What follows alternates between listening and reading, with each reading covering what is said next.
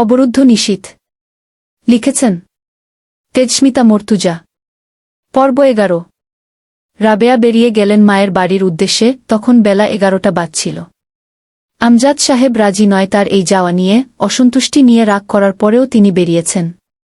বড় ভাইয়ের কাছে কিছু ধার পাওয়া গেলে তাও পাওনাদারদের একটু ঠেকানো যাবে, সময় পাওয়া যাবে চাইলে। আমজাদ সাহেবের ভারী গম্ভীর মুখ দেখেও গেছেন রাবেয়া। অন্তুও চলে এসেছে আব্বুর ঘর থেকে। আব্বুর উদ্বিগ্ন মুখ আর কাতর চোখের চাহনি ভালো লাগে না। বছরখানেক আগে আম্মুর পিত্তথলিতে পাথর ধরা পড়ল। তৎক্ষণাৎ সার্জারি করিয়েছিলেন আমজাদ সাহেব। তখন বোঝা যায়নি, অথচ এখন বের হচ্ছে শেষবি করেছেন তিনি লিনের টাকায়। আব্বু আম্মু দুজনেরই হাই ব্লাড প্রেশার, ওষুধ পানির খরচা, অন্তুর পড়ালেখা, যাবতীয় দরকার গোটা সংসারের সবই বইছেন আমজাদ সাহেব। অন্তিক একটা দোকান করেছে বড় বাজারের মধ্যে, বড় মুদিখানার দোকান। অন্যরা তার চেয়ে ছোট ব্যবসা করে মাসে লাখ টাকা আয় করছে। অন্তিকের দোকান দিন দিন খালি হচ্ছে, পুঁজিসহ নেই হয়ে যাচ্ছে। বাড়িতে টাকা পয়সা দেয় না অন্তিক, আমজাদ সাহেবও চান না। এখনও তিনি যেন বাড়ির একমাত্র কর্তা, অথচ চাকরি থেকে রিটায়ার করেছেন বহুদিন আগে। তার কর্ম বিশেষ উচ্চপদস্থ ছিল না, স্কুল মাস্টার। পুরো পরিবার সহ অন্তিকের বউয়ের ভারটাও নিশ্চুপ বহন করছেন তিনি। অন্তিক নিজের এই লালবাতি জ্বলা ব্যবসার ব্যাপারে কোনো আলাপ আব্বুর সাথে করে না।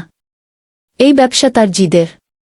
কুষ্টিয়া বিশ্ববিদ্যালয়ে অনার্স 3rd ইয়ারে থাকা অবস্থায় ওই জেলার মেয়ে বিয়ে করে নিয়ে এলো। অথচ তাকে আমজাদ সাহেব দেশের বাইরে পিএইচডি করতে পাঠাবেন বলে কুড়িগ্রামের জমি রেখেছিলেন। স্বপ্নভাঙা আমজাদ সাহেব মার্জিয়ার সামনে দাঁড় করিয়ে দুটো থাপ্পড় মেরে বলেছিলেন, খেতে দিবি কোত্থেকে? সেই তো আমার ঘাড়েই চড়ে বসবি, অন্য উপায় আছে? আর কতদিকে যাব এই সামান্য কামাই নিয়ে? এই আমিই তোকে জন্ম দিয়েছিলাম, 2 হাতে এতদূর টেনে এনেছিলাম, তোকে নিয়ে রাতভর স্বপ্ন বুনেছি জালের মতো। দেখ, বিশ্বাস করার উপায় রাখিসনি, আজ শেষ। ইচ্ছে বহুত ছিল, সেসব এক লহমায় গুঁড়ো করতে বাঁধেনি তো বিবেকে না? বিবেক থাকলে হয়তো বাধ্য। বয়স কত হয়েছে, বিয়ে করে এনেছিস?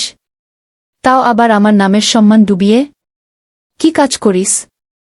বুকে খাওয়ানোর মুরদ আছে? চাকরি বাকরি করার যোগ্যতা হয়েছে? আমার ছেলে এমন মূর্খ হবে তা জানলে হয়তো তোকে দুনিয়াতেই আনতাম না। অন্তু প্রথমবার সেদিন আব্বুকে নিজের অভিজাত ব্যক্তিত্ব থেকে বেরিয়ে প্রথমবার এমন কমদামি, সাধারণ বাক্যে মূর্খসরল ধরনের কথা বলতে শুনেছিল। এরপরের দিন থেকে আজ অবধি চুপচাপ সব ভার বহন করছেন, কোনো অভিযোগ আর করেননি দ্বিতীয়বার। অথচ অন্তিক বাপের সাময়িক ক্ষোভকে ধরে রেখে কিছু বিচ্ছেদমূলক কাজ করে বসেছিল।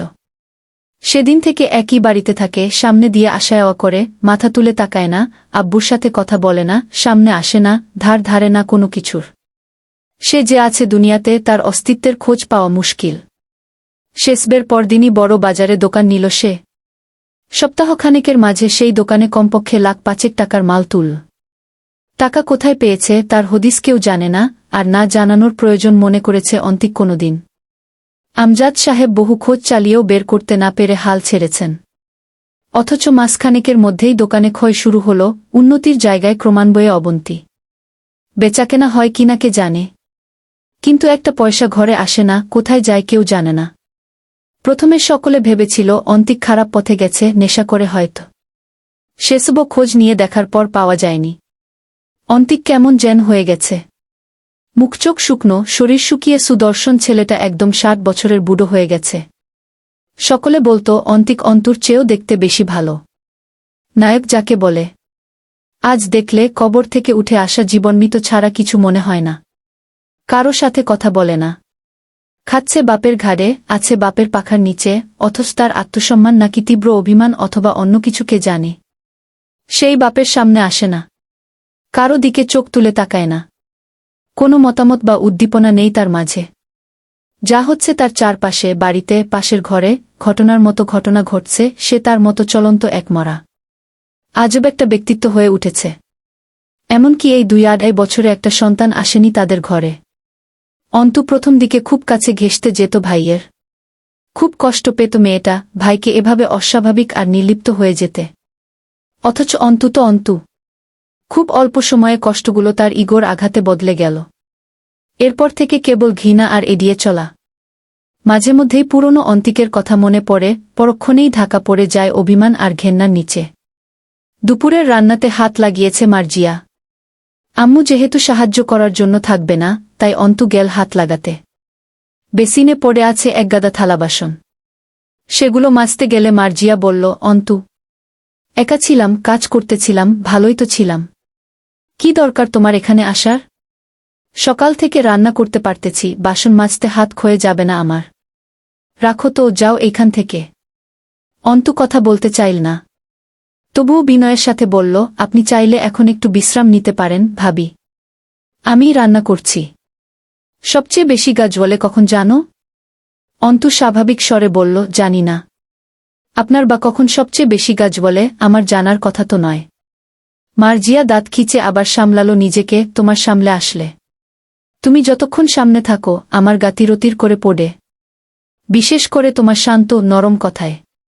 অন্তু আস্তে করে বলল, আচ্ছা, বুঝতে পেরেছি। থালাবাসন মাজা হলে রান্নাঘরে ছড়িয়ে থাকা কৌটা, বিভিন্ন জিনিসপত্র গুছিয়ে রাখতে লাগল। মার্জিয়া বলল, আমার চাচাতো ভাইকে পছন্দ হয়নি তোমার?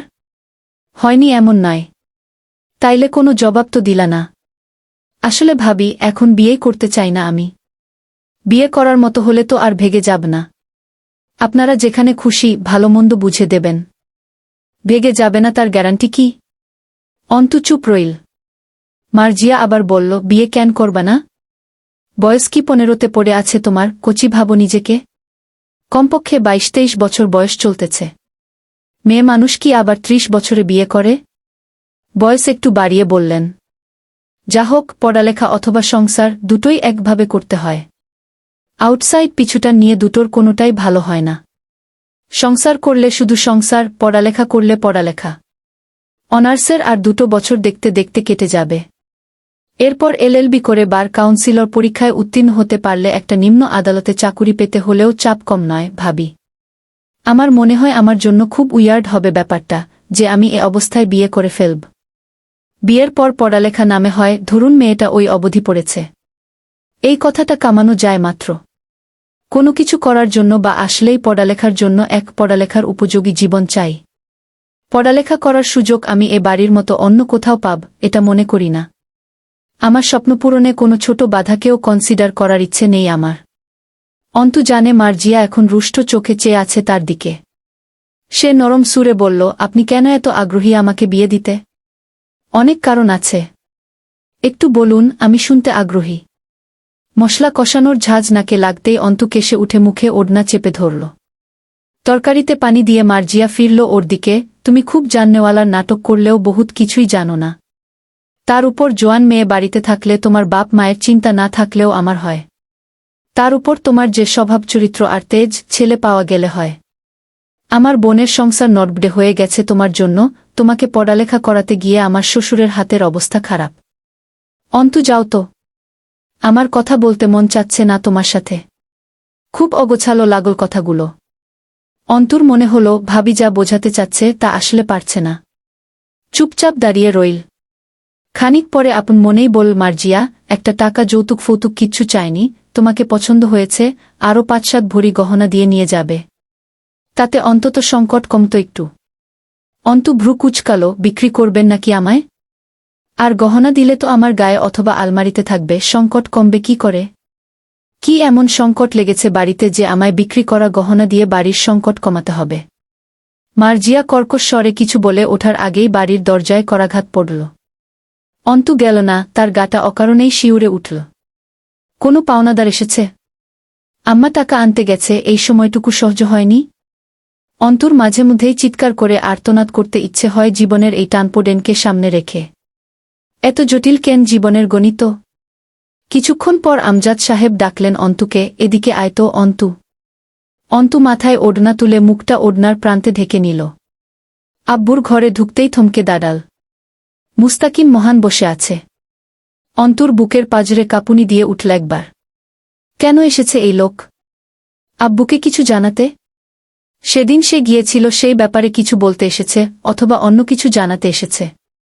আমজাদ সাহেব মৃদু হাসলেন, এটা আমার মেয়ে। অন্তুকে বললেন, ও আমার ছাত্র, হাই স্কুলে পড়ত, আমি তখন ওদের ক্লাস টিচার ছিলাম। সৈয়দ মুস্তাকিম মহান, পিবিআই অফিসার। মুস্তাকিনের চোখে এক মুহূর্তের জন্য অবাক ভাব দেখা গেলেও পরে স্বাভাবিক লাগল। অন্তুর দিকে তাকিয়ে স্মিত হাসল মুস্তাকিন।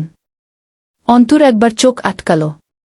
শুদ্ধতম হাসি, পরিপাটি এক সৌম্য চেহারার পুরুষ মানুষ। পরনে পাঞ্জাবি থাকায় কি বেশি আকৃষ্টতা প্রকাশ পাচ্ছে? তার উপর শীতের আমেজে শাল চাদর জড়ানো। কই সেদিন কার্যালয়ে এমন বিশেষ লাগেনি। হালকা রঙা পাঞ্জাবিতে ফর্সামত শরীর, পেটানো হাতের ত্বকে কালো বেল্টের হাতঘড়ি নজরে এলো। সুপুরুষের আখ্যা পাবার মতো সবকিছু আছে মুস্তাকিনের মাঝে। ভ্রুটা চটা পড়া, জোট ভ্রুতে পুরুষ মানুষ এমনিতেই একটু বেশি নেশা ধরানো হয়। হাসিটা চমৎকার সুন্দর। বসে আছে বিনয়ীভাবে নিজের প্রাক্তন শিক্ষকের সম্মুখে, মুচকি হাসি ঠোঁটে ঝুলছে। এভাবে কোনোদিন আগে পরখ করেনি কাউকে অন্তু। এক নজরে বেশ খানিকটা পর্যবেক্ষণ করল। মুস্তাকিন বলল, আমি জানতামই না স্যার এটা আপনার মেয়ে। ছোটবেলায় স্কুলে দেখেছি বোধহয়, এরপর সেদিন ভার্সিটিতে একবার দেখা হয়েছিল। কিন্তু হিজাবের আড়ালে তার উপর বড় হয়ে গেছে, চিনতে পারার কথা না। সৌহার্দ্যপূর্ণ কণ্ঠস্বর। আমজাদ সাহেব জিজ্ঞেস করলেন, ভার্সিটিতে? তুমি কি করছিলে ওখানে? সামাজিক খোঁজখবর থেকে বেশ দূরে চলে এসেছেন স্যার। একটা ভয়ানক রেপ কেস ঘটে গেল আপনাদের এরিয়াতে। জানেন না? সেটার তদন্তে আছি। স্যার স্যার করছিস কেন বাপ? তোরা কত বড় মানুষ হয়ে গেছিস, এসব ডাক শোনার যোগ্যতা পেরিয়ে গেছিস, আমার থেকে বহুত বড় হয়ে গেছিস। আগে মনে হতো তুই লম্বা হবি না বেশি, আজ তো দেখছি নকশায় বদলে গেছে দেহের গড়নের। মুস্তাকিন মাথা নিচু করে হেসে ফেল, স্যার আমি আপনার কাছে চিরদিন নিয়মিত বেতের বাড়ি খাওয়া মুস্তু। আপনারা কোনোদিন ছোট হবেন না, আর না আমি বড়। এসব কথা বলে আজও সেই একইভাবে লজ্জায় ফেলছেন, যেভাবে স্কুলে পড়া না করে গেলে অপমান করতেন। আজও মুস্তু বলে একবার ডাকুন, আমি নস্টালজিক হয়ে যাব নির্ঘাত। কিন্তু আপনার দীপ্তির সাথে সাথে অভিজাত্য কমে এসেছে স্যার। কোনো ট্রমাতে আছেন মনে হচ্ছে। আমজাদ সাহেব হাসলেন, কবে শিফট হয়েছিস দিনাজপুর? মাস 6 হলো। আমজাদ সাহেব অন্তুকে ইশারা করলেন, যা। অন্তু বুঝে বেরিয়ে এলো। হুট করে একটা বাচ্চা মানুষের মতো কথা মাথায় আসল, তার ধারণা ছিল পুলিশ বা সরকারি চাকরিজীবীরা সব আঙ্কেল টাইপের, তেলের ড্রাম মার্কা ভুডিওয়ালা, টাকলু আর বয়স্ক, দেখতে বিক ধরনের হয়। আজ মুস্তাকিনকে দেখে মনে হল স্বয়ং 90 দশকের সুপরিপাটি সুদর্শন গর্ডনের এক নায়কের দর্শন করল সে। ঠোঁট চেপে হেসে ফেল নিজের ভাবনা। বাচ্চা ভাবনা যায়নি এখনও নিজের মাঝে, বাইরে যতই গর্জন করে বেড়াক। আমজাদ সাহেব জিজ্ঞেস করলেন, মামার বাড়িতেই থাকছিস? না, ফ্ল্যাট ভাড়া করে থাকছি। বুমাকে আনলি না? ছেলে মেয়ে কয়টা হয়েছে? কবে মরেটরে যাব, দেখা করতে এলো না ওরা বাপের বুড়ো স্যারের সাথে? গম্ভীর মানুষটার এই সহজ দিকটা অনেকের অজানা, অথচ মুস্তাকিন খুব জানে স্যারের এই মুক্তমনা হাস্যোজ্জ্বল রূপকে। হেসে ফেল, ও স্যার, আগে এটা তো জিজ্ঞেস করতেন বিয়ে করেছি কিনা। আমজাদ সাহেব গম্ভীর হলেন, বয়স কত তোর? কত বলে মনে হয় স্যার আপনার? আমজাদ সাহেব আপাদমস্তক দেখে বললেন, আন্দাজ করে কথা বলার অভ্যাস নেই আমার। তবে দেখতে বেশ ফিটফাট হয়েছ। আগে তো মুটু ছিলে, শরীরের মেদ নেই হয়ে গেছে, শুধু বড় বড় চোখ দুটো আছে। মুস্তাকিন কপালে আঙুল ঘষতে ঘষতে ধীরে ধীরে হেসে ফেল, লজ্জা পাচ্ছি স্যার। আমজাদ সাহেব বললেন, কন্যারাশি তোর? মুস্তাকিন এবার শব্দ করে হেসে উঠল। নিঃশব্দে হাসলেন আমজাদ সাহেবও। মুস্তাকিন মুগ্ধের মতো চেয়ে রইল গৌরাঙ্গ মানুষটির সুলভ হাসির দিকে। কি যে স্নিগ্ধ আর তরতরে তেজি হাসি স্যারের। মুস্তাকিনের সবচেয়ে প্রিয় শিক্ষক সর্বকালের সব শিক্ষকদের মাঝে। হালকা মেহেদির রঙে রাঙানো দাড়িতে, সাদা লুঙ্গির সাথে ফতোয়া পরা লম্বা, আত্মবিশ্বাসী পুরুষটি মুস্তাকিনকে বরাবর মুগ্ধ করে। মুস্তাকিন হাসি সামলাল, কেন স্যার? ছেলেদের লজ্জা পাওয়ার অধিকার নেই? অন্তু ঘরে ঢুকল। ট্রে ভর্তি নাশতা সাজানো। মুস্তাকিন বলে উঠল, স্যার, এটা ঠিক হলো না। আমজাদ সাহেব গম্ভীর হলেন, হু, এখন তুই আমায় ঠিক ভুল শেখা। স্যার, তা বলিনি আমি। আপাতত আর কিছু বলতে হবে না এ ব্যাপারে। তুলে নে এক এক করে। আম্মা, পানি দিলি না? অন্তু পানি আনতে গেল। আমজাদ সাহেব হুট করে বললেন, একসাথে দুপুরের খাবার খাওয়ার সময়টুকু হবে। ভারী শোনালো কথাটা। কথা বলার ধরন আগের মতোই জটিল স্যারের। মুস্তাকিন ভ্রু চুলকে হাসল, এভাবে বললে সময়ের সাহস নেই না হওয়ার। সন্তুষ্টচিত্তে ট্রের দিকে ইশারা করলেন আমজাদ সাহেব। কেকের একটা পিস উঠিয়ে নিল মুস্তাকিন। হাতে রেখে বলল, অন্তিকের কি খবর? আমি ভেবেছিলাম না তুমি প্রশাসনে ঢুকবে। মুস্তাকিন বুঝল স্যার কথা এড়াতে চাইছেন। সেও আর গেল না ওদিকে। আমি নিজেও ভেবেছিলাম না, অথচ ছোট চাচার বদলতে হয়ে গেল, আর অমতো করিনি। বিয়েশাদি করবি না? স্যার একবার তুমি বলছে, একবার তুই। বেশ উপভোগ্য লাগল বিশ্বাসটা। কেকের টুকরো চিবিয়ে জবাব দিল, ভাবিনি এখনো। ভাবার সময় আসছে না যাচ্ছে। সময় কোথায় সংসারকে সময় দেবার মতো? সারাদিন দৌড়ের উপর আছি। আম্মা তো জিনের মতো ওপর ঘাড়ে ভর করে আছে, 3 বেলা ফোন করে কান চিবোচ্ছে। দুপুরের খাবার বেড়ে দিতে মার্জিয়া এলো না। আশাও করেনি কেউ সে আসবে। অগত্যা অন্তুকে তদারকি করতে হলো। আব্বুই তুলে তুলে খাওয়াচ্ছিল, সে হাতে হাতে সাহায্য করল। মাঝে মধ্যেই আব্বুর পুরনো ছাত্ররা আসে আব্বুর কাছে। তবে মুস্তাকিন যেন বিশেষ ছাত্র আব্বুর মুখ দেখে তাই মনে হল। এরকম সচরাচর দেখা যায় না, ছাত্ররা সচরাচর শিক্ষকদের ভুলে বসে। অথচ আমজাদ সাহেব শিক্ষকের চেয়েও বড় কিছু তার ছাত্রদের কাছে। মুরগির মাংস আজকের রান্না করা, ফ্রিজে থাকা রান্না করা গরুর মাংস গরম করা হয়েছে। মুস্তাকিনকে শুধু মুরগির মাংস খেতে দেখে অন্তু গরুর মাংস তুলে দিল তার প্লেটে। সঙ্গে সঙ্গে মুস্তাকিন মুখ তুল, গরুর মাংসের সমস্যা আছে আমার। খাই না। আমজাদ সাহেব বললেন, শুনে দিবি তো? আচ্ছা, আরেকটা পরিষ্কার প্লেটে নতুন করে ভাত তুলে দে। মুস্তাকিন বাধা দিল, ব্যাপার না, তার প্রয়োজন হবে না। আপনি শুধু মাংস তুলে নিন। অন্তু একটু অপ্রস্তুত হল, মাংস কি করে তুলবে? চামচ দিয়ে তুলতে গেল। মুস্তাকিন হাসল, হাত দিয়ে তুলুন না। পাত থেকে চামচ দিয়ে মাংস তোলা যায়? প্লেট থেকে হাত দিয়ে মাংস তুলে নেয়ার পর অন্তুর শরীরে অস্বস্তি জেঁকে বসল। খাওয়া শেষ করে হাত মোছার জন্য গামছা চাইল মুস্তাকিন। অন্তুর মনে হল, আগে যে দুদিন মুস্তাকিনকে দেখেছে খুব পেশাগত, শক্ত লেগেছিল। আজ একদম তা লাগছে না, সহজ, মিশুক ও ব্যক্তিসুলভ লাগছে। তোয়ালেতে হাত মুছে সেটা আবার অন্তুকে ফেরত দেবার সময় অন্তুর দিকে তাকিয়েছিল মুস্তাকিন। বেশ বেলেহাজ দৃষ্টি। অন্তুর মুখ দেখতে পাওয়া যাচ্ছে না, এই বিশ্বাসটাই যেন মুস্তাকিনের কৌতূহল ও অনুরাগ বাড়িয়ে তুলল অন্তুর দিকে মনোযোগী হতে। অন্তুর চেয়ে বেশ খানিকটা লম্বা মুস্তাকিন। প্রশাসনের লোকদের একটা নির্দিষ্ট লম্বা উচ্চতা থাকে। একটা ধোপ গিল মুস্তাকিন, ওড়নায় আড়াল করা মুখের উপর দেখতে পাওয়া চোখ দুটোকে গিলে নিল বোধহয়। বেশ অস্বস্তিতে পড়ল অন্তু। আমজাদ সাহেব হাত ধুতে রান্নাঘরে উঠে গেছেন, বিমবার লাগিয়ে হাত ধোয়ার উদ্দেশ্যে। মুস্তাকিন অন্তুকে জিজ্ঞেস করল, কোন ইয়ারে পড়ছেন? 2nd ইয়ারের ইয়ার ফাইনাল দেব। কোন অনুষদে? LLB। বাপরে, হবু উকিল ম্যাডাম। অন্তুর কি হলো জানা নেই, কেমন আড়ষ্টতা ভর করল। মাথাটা নত করে মৃদু হেসেও ফেল। এই প্রথম বোধহয় সে আর 5টা মেয়ের মতো কারো সামনে বেশ অপ্রস্তুত আর সংকুচিত হয়ে পড়েছে। মুস্তাকিন নিচু আওয়াজে বলল, এজন্য সমাজের কুকীর্তি নিয়ে বেশ ক্ষোভ আছে আপনার মাঝে। অন্তু কথা ঘোরালো, আমি আপনার অনেক ছোট বোধহয়। আপনি বলছেন, শুনতে ভালো লাগছে না। ঘাড় চুলকালো মুস্তাকিন, খুব বড়ও না। মানে অতটা অন্তত বড় না যে চোখে লাগবে। আমি যখন 8-এ পড়তাম আপনি 3 অথবা 4-এ ছিলেন বোধহয়। তাছাড়াও আমি মেয়েদের তুমি বলতে পারি না, নিজের কাছে খুব লেইম লাগে ব্যাপারটা। এরা মায়ের জাত, এদের সামনে খুব কুকড়ে যায় আমার তেজ আর শক্তি। বলা চলে মেয়ে জাতিকে ভয় পাই আমি, মানে ধরুন, কি থেকে কি হয়ে যাবে, কোথাও অসম্মান বা তাদের মনস্কষ্টের কারণ হবে আমার কোনো কথা বা আচরণ। অভ্যাগত কারণে হলেও আপনি থেকে তুমিতে আসা খাটুনির কাজ হবে। মুস্তাকিনের বলার ধরনটা অবলীল ও সরল ছিল, অন্তর কেন যেন ভালোই লাগল শুনতে। হাসি পেল অল্প। আব্বুর ছাত্রের মুখে আব্বুর আদর্শের কথা শোনাটা চমৎকার একটা অনুভূতি বলে মনে হল অন্তর। এই আদর্শই তো সে ছোটবেলা থেকে দেখেছে আব্বুর মাঝে। পাঞ্জাবির হাতা গুটাতে গুটাতে আমজাদ সাহেবের পেছনে গেল মুস্তাকিন। আমজাদ সাহেব আবার বসলেন নিজের জমিজমার সমস্যার কথা তুলে। সব খুলে বলেছেন, আবারও একবার মনে করালেন। চলে যাবার সময় দরজা অবধি গেলেন আমজাদ সাহেব, আবার আসবি কিন্তু। অবসর সময়টা কাটতে চায় না আজকাল। মুস্তাকিন বাড়ির ভেতরে চোখ ঘুরাল। কিছু খুঁজে চল তার চোখ দুটো। অকারণেই বোধহয় এই অয়াচিত, অপ্রাসঙ্গিক চোখের চাহিদা। ব্যতিক্রমে মস্তিষ্ক মনোযোগী হয়। এ তো বড় স্বাভাবিক। মুস্তাকিনের সাথে তাই হচ্ছে। সেদিন অন্তু কার্যালয় থেকে আসার পর বেশ কয়েকবার খেয়ালে এসেছিল অবশ্য এই আলাদা ধাঁচের অপরিচিতার কথা। কিন্তু কাজের সুবাদে ভুলে বসেছিল।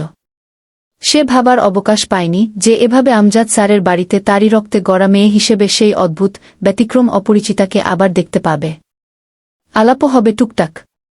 বারবার মন ডেকে বলছে অন্তু আর সবার মতো নয়, কিছু একটা অন্যরকম আছে, কোনো একটা সম্ভাবনা আছে নারীটির চোখের পাপড়ির দুলুনিতে।